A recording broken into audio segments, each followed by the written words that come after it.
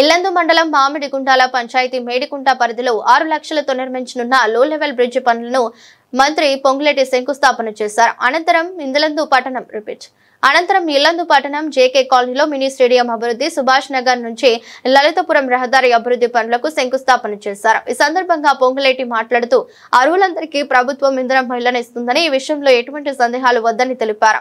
ఉగాది నుంచి సన్నబియ్యం పంపిణీ చేయడమే కాకుండా గత ప్రభుత్వం 10 ఏళ్ల పాలనలో రేషన్ కార్డు ఇవ్వకపోగా తమ ప్రభుత్వం అర్హులకు కొత్త రేషన్ కార్డులను ఇచ్చిందన్నారు.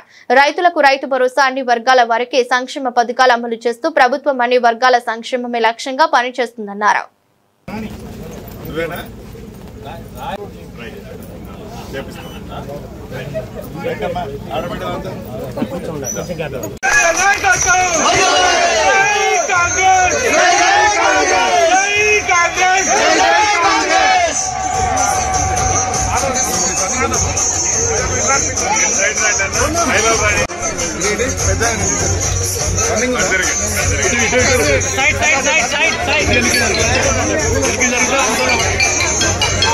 Okay, thank you.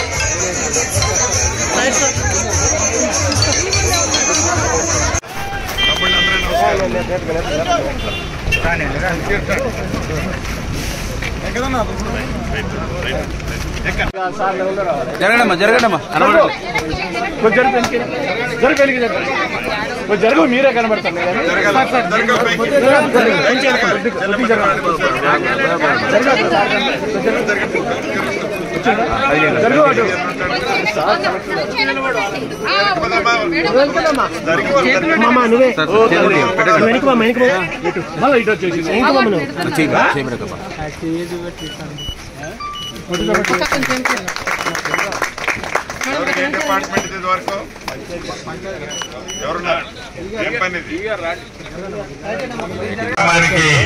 నాతో పాటు హాజరైన స్థానిక శాసనసభ్యులు మిత్రులు కోరం ఖర్గే గారికి,